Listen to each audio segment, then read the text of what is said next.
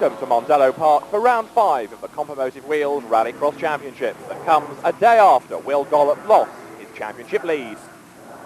Yesterday was very hard work. It really depended where you were on the grid, and if you didn't make a good start and you didn't get to the first corner first, you couldn't see where you were going.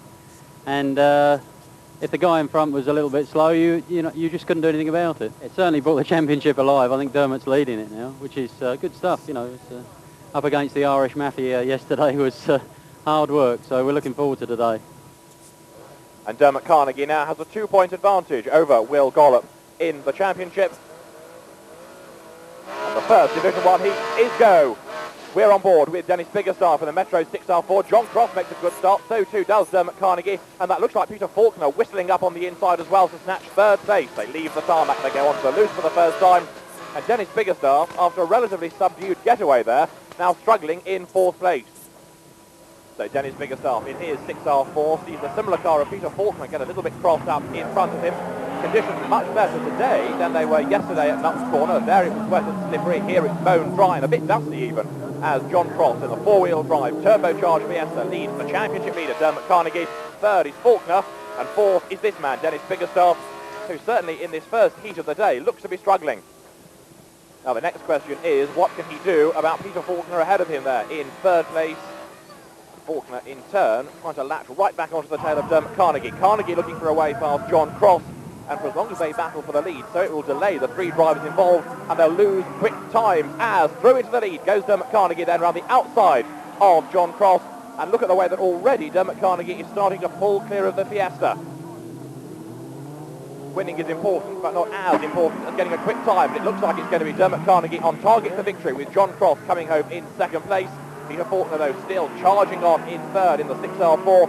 Very, very sideways indeed. And Faulkner now right with John Cross. You can see how much the Fiesta was slowing up Dermot Carnegie. He's long gone in the distance now as Faulkner looks for a way past, tries the inside line, Cross covers it, and the two of them now nose to tail. Fiesta versus Metro 6R4. John Cross versus Peter Faulkner, and the duff being picked up by Faulkner, who briefly was the quickest man in the division at Nuts Corner yesterday. A heat win, though, goes the way of Dermot Carnegie. His Ford Escort victorious. The Fiesta of John Cross comes home second, and that is Peter Faulkner. A punctured tyre, struggling onto the flag, and Dennis Biggerstaff in trouble. Look, he's made contact with something by the look of it. Broken rear suspension for Biggerstaff. He just makes it to the line. A real problem for both the Metro drivers, and indeed Biggerstaff ends up with a three-wheel car. Not the way to start the day. Will Gollop on pole position for our second Division 1 heat. Lawrence Gibson alongside him. Those drivers, the two to watch, but don't forget there in the yellow Escort making a brilliant start, Martin Iversen, the young Norwegian, right onto the tail of Will Gollop as they head off the main straight for the first time. Now, yesterday, Gollop lost his lead in the championship. He's 2 points behind Dermot Carnegie, and he wants to be ahead by the end of the weekend once more. He leads as they go across the loose for the first time, with Martin Iversen there chasing after him. Martin's dad, Jan Arthur, not competing today after he found that the power steering had failed yesterday, and he had rather sore arms from heaving the Escort around. So it's up to young Martin to uphold family honour. Will Gollop, though, leading for Britain at the moment. The Norwegian with the flapping bonnet there in second place. And Will Gollop, who always goes well at Mondello Park, he's going well in this heat. He's now starting to break clear, look, of Martin Iversen. Through that tight right-hander, the Peugeot breaking clear of the Escort. And Will Gollop, who was dominant at the start of the season, really had a rude awakening yesterday in the slippery conditions of Nuts Corner. The gap coming down, though. He gets a bit crossed up there, runs wide over the curbs. And so Martin Iversen is right back on his tail. Up across the line they come. The Peugeot leading, the Escort chasing hard in second place, and that is the result. Will Gollop the winner. Martin Iversen comes home in second place. And Will Gollop it is with the fastest time from Division 1 in the first round of heats, as we now look at the showroom specification cars. Division 6A, the showroom Group N cars, with the Toyota of Tony Bell versus the Subaru of Helmut Holfeld. Paul Broach in the Peugeot 205 from Euro 2000 class makes a slow getaway there. And it's Bell who leads, with Holfeld in second, and running very, very wide indeed there was David Patton with his Ford Escort. So Bell from Holfeld, first and second as the cars make their way round the hole in the hedge for the first time, and Holfeld doing his best now, as ever, to find a way past arch rival Tony Bell. They had a really close race yesterday. Today, in drier conditions, it looks like it's going the Toyota's way for the time being. On the loose at the moment, we look across and see Tony Bell now accelerating his way back up towards us with a very sideways Helmut Holfeld. It looks spectacular, but that will only serve to cost him time. Tony Bell, despite the window there on the left-hand side of the car, trying to part company with the rest of the Celica GT4 leads, and Helmut Holfeld in second position. The Japanese manufacturer rivalry, Toyota versus Subaru, and the Castrol livery Toyota leading Helmut Holfeld at the moment. Wheel of tires behind, as running very wide indeed there is Richard Moroney in his Ford Escort, so wide indeed he spins, and that will take him out of contention altogether, as Holfeld has a look on the inside as they run to the line, but Tony Bell hangs on to win the first Division 6A heat. This is Division 3 for cars between 1400cc's and 2150cc's, the class in the championship being led by Brian Cook, 2 points ahead of Clive Richardson as the cars head to the first corner.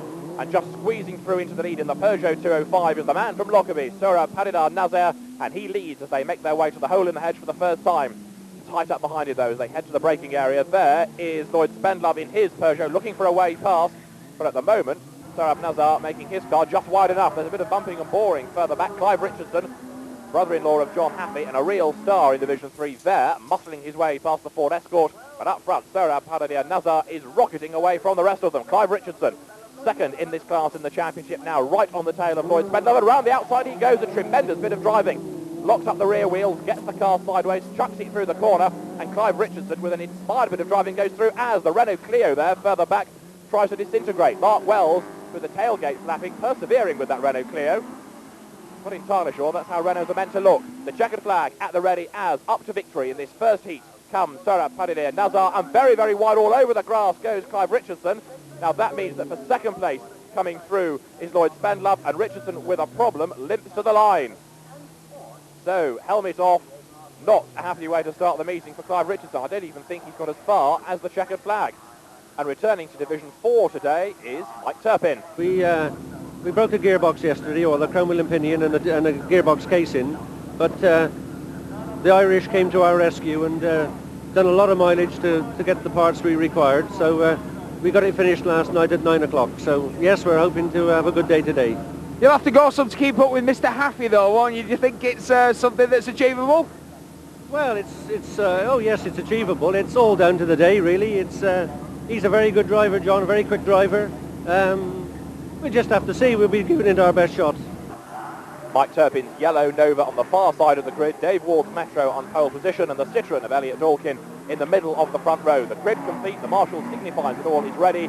The red lights come on, they flash the green now, and a dreadful start by Elliot Dawkin. He gets really bogged down. Most people manage to avoid him. A brief clash with a Mini there, but it is Mike Turpin who leads with Dave Ward in number 441, tucking in second place. Great diversity in this class with Novas, Minis and Metros galore, but up front it is Mike Turpin after his dramas yesterday, returning in fine form. He leads, he runs a little bit wide though, and so Dave Ward, familiar car to him, the Metro, there in second place. They bounce their way for the first time across the loose, but Mike Turpin looking as though he's breaking away up front. Dave Ward chasing after him on the limit there as they drop downhill, and onto the loose they go. Dave Ward head bowed, chasing on after the Nova, trying to bring that gap down, but Mike Turpin very much the man in form. Up to the checkered flag, Mike Turpin victorious in our first Division 4 race of the day. And we stay with the Division 4 cars as that second heat is about to burst into life. On pole position for this race is Norman Beggs, and away they go alongside Beggs on that front row of the grid is Ian John, and it's John who makes the better getaway, but Norman Beggs still has the inside line. Across in front of him goes Ian John, drivers further back finding the puddles and causing a big splash for those drivers behind, which isn't going to help their visibility. Now Ian John has no such worries. He's up front, a clear circuit ahead of him. Norman Beggs chasing after him through the dust. What can the Peugeot do to bring the gap down to the Nova? Well, across the loose there, Norman Beggs does go a little bit quicker. He's right back on the tail of Ian John. He's caught him. Now can he find a way past? Look at the way that Ian John there makes the Nova as wide as possible. And Norman Beggs, after that relatively slow getaway, is stuck right up behind him. Across the line they come. Nova versus Peugeot 205. And Norman Beggs in a straight line there, losing out by a length or so, unable to dive up the inside as they turn off the main straight. They stay on the tarmac, approaching the hole in the hedge, a tight right-hander, and Ian John has the line covered. Norman Beggs not close enough to have a go now. Off the tarmac, off the loose once again. You can see the cars bouncing into the air slightly there, and all over the curves and the tyres they both go. Ian John's car right up onto two wheels, Norman Beggs on two wheels as well, but despite that, the gap has come down. Wiper going around the outside of Ian John. Goes Norman Beggs, a tremendous bit of driving. Just like we saw Clive Richardson do earlier on, Norman Beggs uses the outside line and comes through to win the heat. A great round the outside manoeuvre. Ian John finishes second, no doubt somewhat frustrated.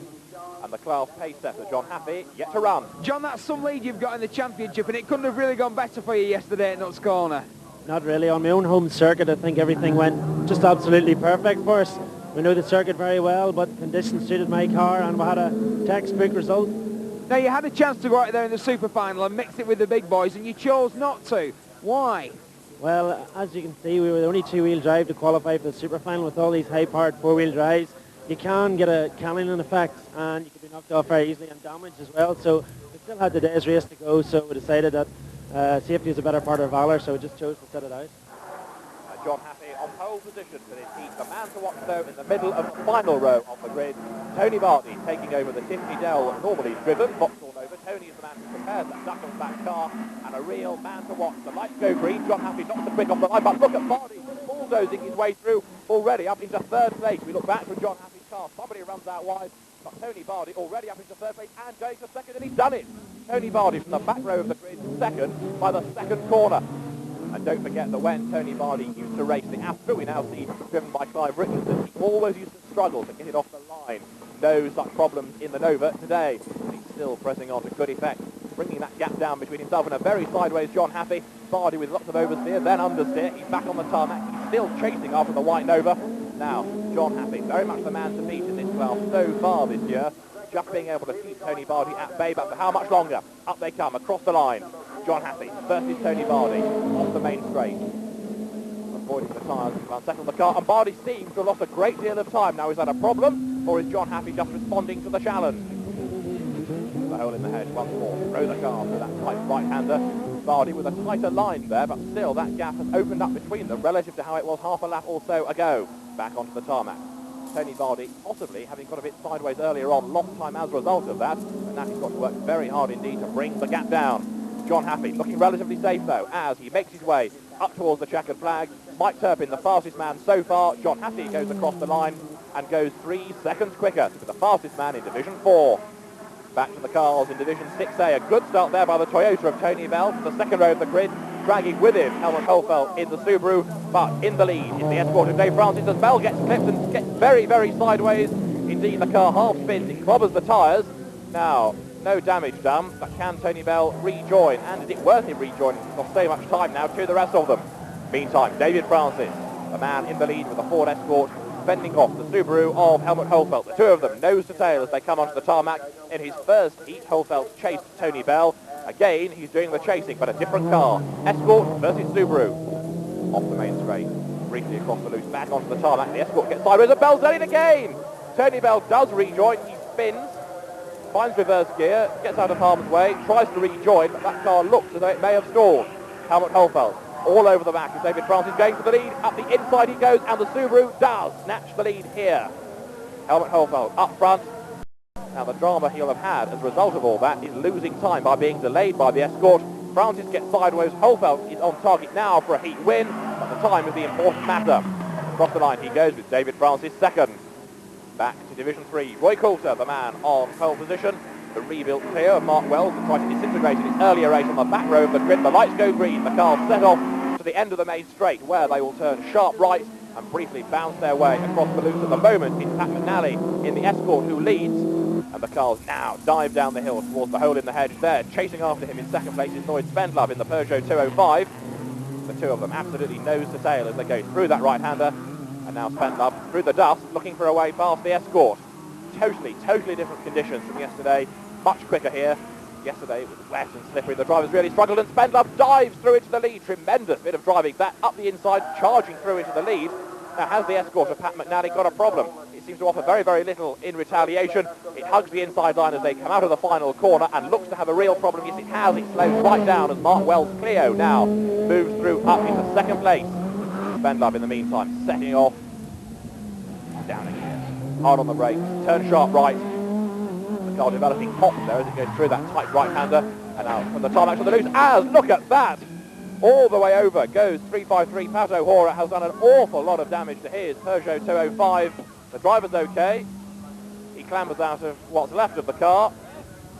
And that could well be his day run. We go back to Division 4. Tony Bardi this time on the middle of the front row. Away they go. Not the best of starts, though, by Tony Bardi. It's like the old Astra days, that. He gets off the line, but not in the lead. He is now. He breaks late for the first corner. We're on board with John Haffey. So the tables turned this time in their first heat. Haffey led, being chased by Bardi. This time, Tony's the man in front, and John Haffey, our chauffeur, is in second place, looking for a way past the Duckham's back Nova. They bounce their way across the loose now. What can Haffey do about Bardi? Very evenly matched, these cars, and Tony Bardi, a vastly experienced rallycrosser. John Haffey back onto the tarmac, sawing away at the wheel. Up a gear he goes across the line. They're approaching the end of the straight. Bardi gets sideways, just flips the tyres. John Haffey does likewise, but he's quicker through the corner. He's right on the tail of Bardi. He's got the outside line as they head to the hole in the hedge. That's not really the place to try, unless wide in means tight out. And the answer is, no, it doesn't.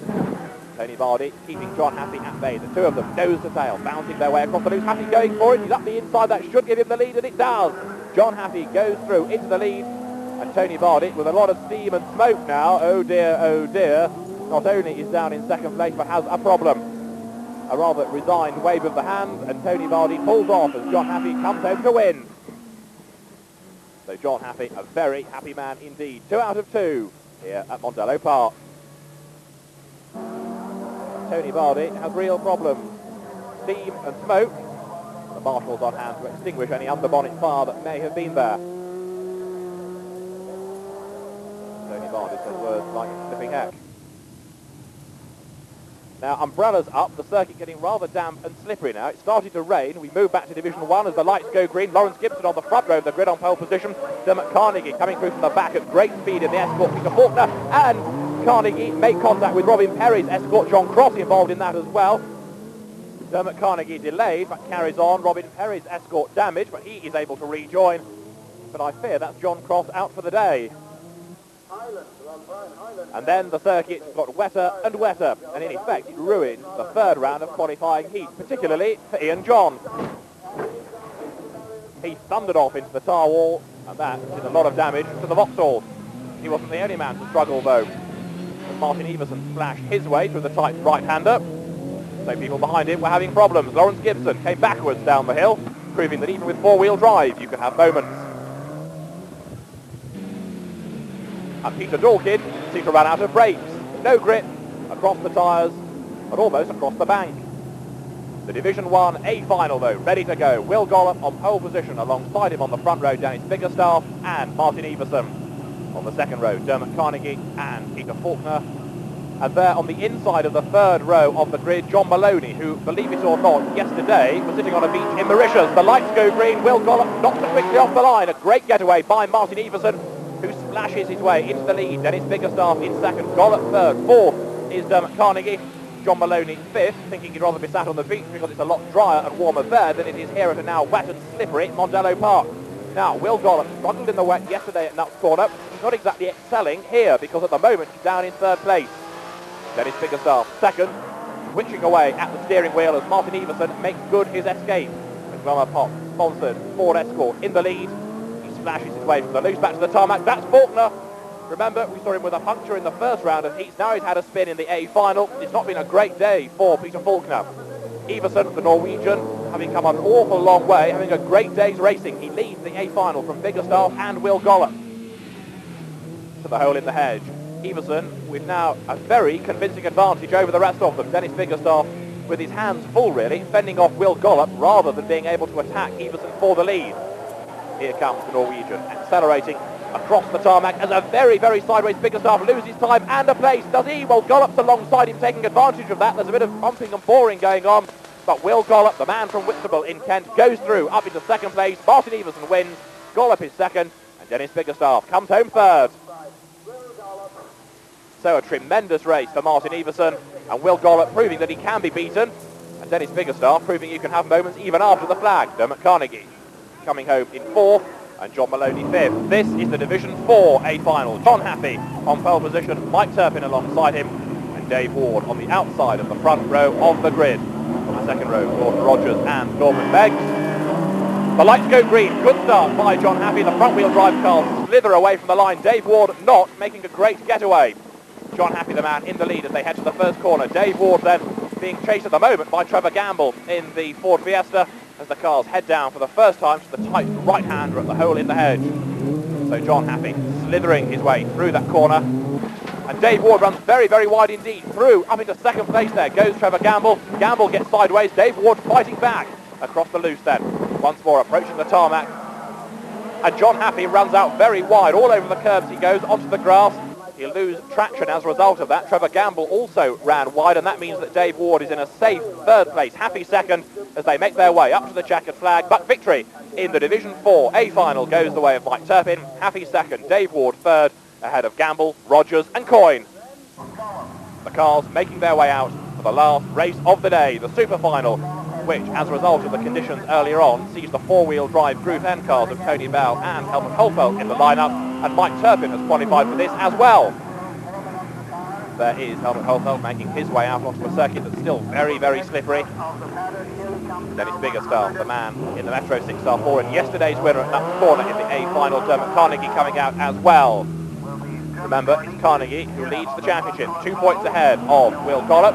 There is Tony Bell, delighted to be in the super final with the Toyota Celica GT4, but Mike Turpin not venturing out, perhaps thinking he's got little chance against the mighty four-wheel drive cars. John Maloney on the grid though.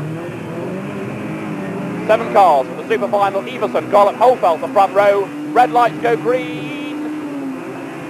Now, and Gollop lurches away, doesn't make the best of starts though. Up through the gears, now he noses ahead as there's a bit of pushing and shoving behind. That was Dennis Biggerstaff trying to get ahead of Dermot Carnegie, and Tony Bell falls off as the lights flash to green. Gollop and Everson leaning on each other, absolutely side by side, but Everson gets pushed out wide. Gollop gets sideways, Everson comes back at him and through he goes, does he? Bump, bump, yes he does. He elbows his way through into the lead. So Martin Everson it is up front with now second, Dennis Biggerstaff. Gollop is third and Carnegie runs very wide, allowing John Maloney through to 4. Martin Everson, the man who won the A final, leads the super final. Dennis Biggerstaff is in second place and Will Gollop third. Still that bonnet flat on Everson's escort, it's not phasing him at all. He leads with Biggerstaff in second place and Will Gollop yet again in slippery wet conditions, dropping back. On board with Dennis Biggerstaff. Through the hole in the hedge. Great noise as he puts his foot to the floor in the Metro 6R4. But the gap remains between the race leader, Martin Everson, and there in second position, Dennis Biggerstaff. Can he bring the gap down or will he have to settle for second place point? Up across the line comes Martin Everson to win the super final here at Mondello Park. Dennis Biggerstaff comes home second ahead of Will Gollop third. John Maloney is fourth ahead of Dermot Carnegie, and Helmut Holfeld completes the 6 finishers. So a tremendous drive by Martin Everson and a great day for the Norwegian. He wins the A final, he wins the super final and celebrates in style. The championship couldn't be closer. Will Gollop and Dermot Carnegie tying on 67 points apiece.